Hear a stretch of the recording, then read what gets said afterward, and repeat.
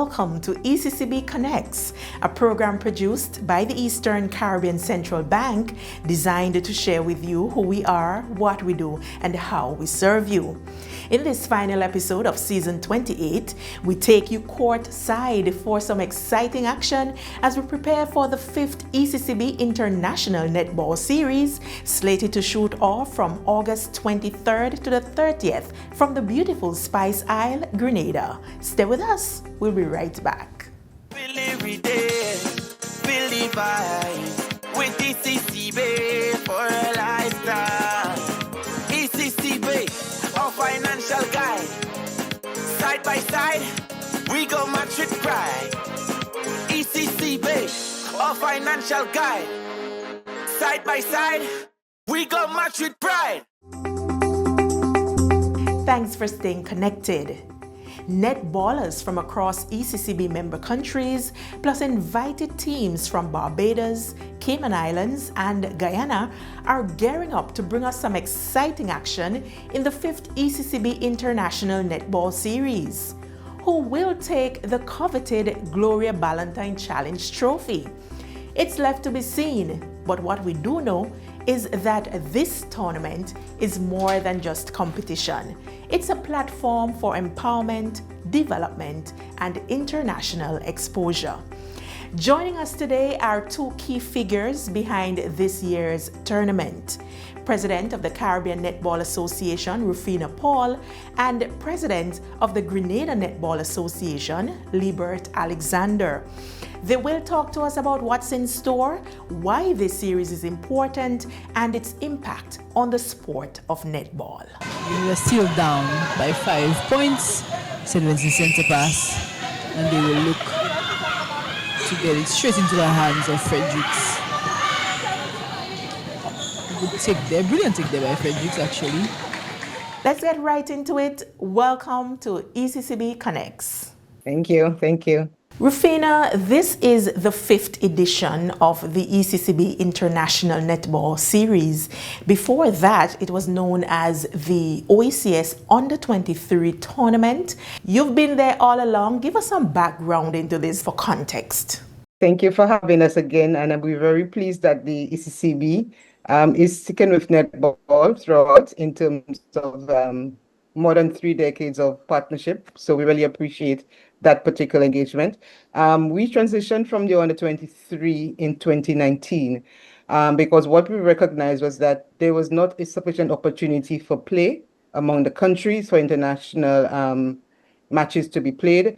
And we felt that was a good platform where we could have requested from the ECCB a transition to an international series. And we are very grateful that the ECCB was not hesitant in terms of accepting that proposal.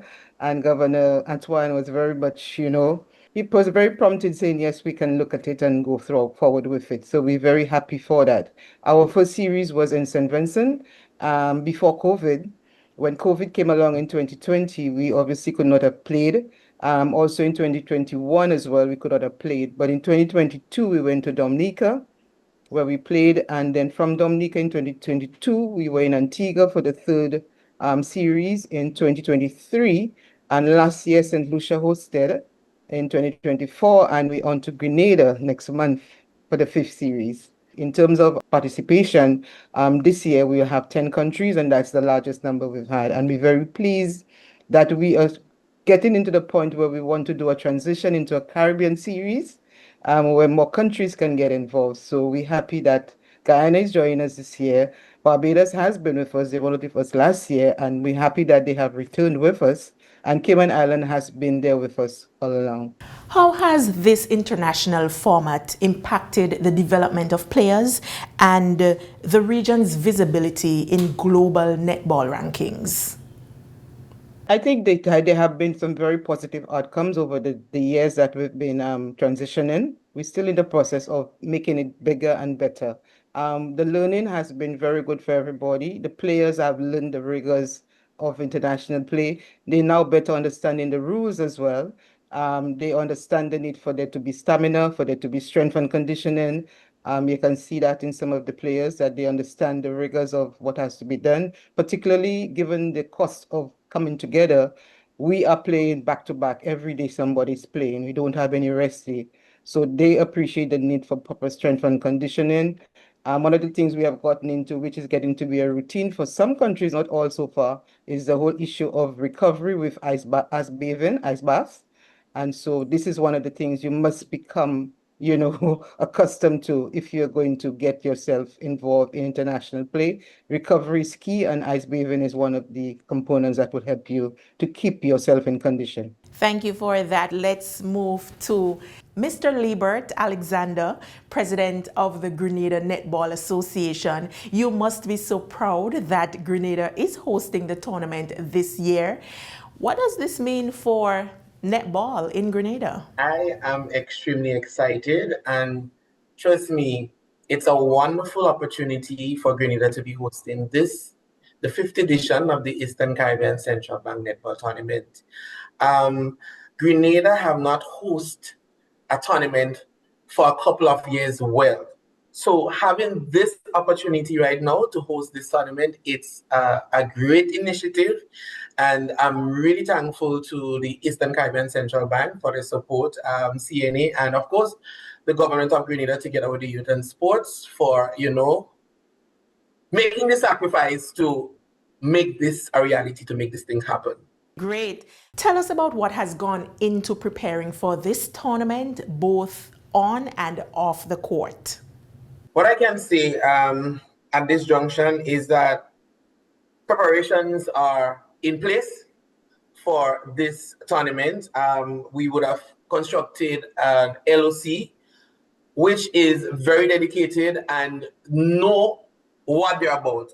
We have here some persons who are very experienced in that field, and I am certain that they would play an instrumental role in the effectiveness and smooth flowing of this tournament. Beginning with the promotion team, the media people, I must say that they are on point. They are doing some great work in terms of promoting the event. The 22nd, when the teams fly in, the first activity is going to be the candlelight event. With that candlelight event, we, plan to make it something interesting, something that, that will leave people talking for a long time, right? So in this candlelight activity, we decided to let the different countries participating to do a cultural piece. Just piece of the culture, because so many countries, they doesn't really know what really take place in other countries. So it's a nice opportunity to have them showcase, their specific cultures, right? So that event is going to take place on the 22nd. That's 6:30 p.m. And that event would be in care of the Governor General, Dame Cecil Lacanad. Of course, we make it as easy as possible for the whole of Grenada to come out. With the price of entry, it's only $10 EC for persons to come out. For adults, the children, it is free. And then we have the season tickets, which is at $75. So you can just buy a season ticket and just come for all the nights. So we are in for a treat. It would be a great experience down here in the Isle of Spice. Well, Lebert, you have convinced me. It seems as if everything is in place and you guys have thought about everything. So the stage is set for a very exciting tournament in the Spice Isle. Yes, definitely. I can tell you. And everybody is just hyped up and just ready to just swarm down the Tanti netball court for this occasion. Lebert, I know that the tournament includes a personal development session. How is that part being handled? But I must say, as it relates to the developmental session, a lot of planning has been taking place so far. So many values that you can actually learn from those developmental sessions. So I know that there's a lot of work being done at the moment where that is concerned, and I am positive that the different countries are going to learn a lot, and that developmental session would be one of a difference. The whole thrust is in terms of looking at greening netball, also green financing, because CB is involved as well. So it will be very much of one where you're looking at how you green the sport and how you green the financing of the sport. And there'll also be some aspect of how persons can better manage their finances to bring on board and keep focus on the ECCB component as well. We're wrapping up. What are your final words to our listeners across the Eastern Caribbean Currency Union, across the world? We want persons, I think we must applaud the ECCB for also assisting with the live streaming. We have the live streaming on. We also trying to see how best we can have real-time stats projected as well to give some level of hype to the broadcast. So we want to exhibit the talent. There is talent in the region. What we need to do is to package it in a way that it becomes appealing to everybody. And I want to tell everybody that all the countries coming in are looking to put their best foot forward, and there will be definitely a lot of competition. What I would say is that first, let me say a special thank you to the Eastern Caribbean Central Bank for the support in hosting this tournament. Also to Ms. Rufina and the CNE team. I must say that we are in for a treat.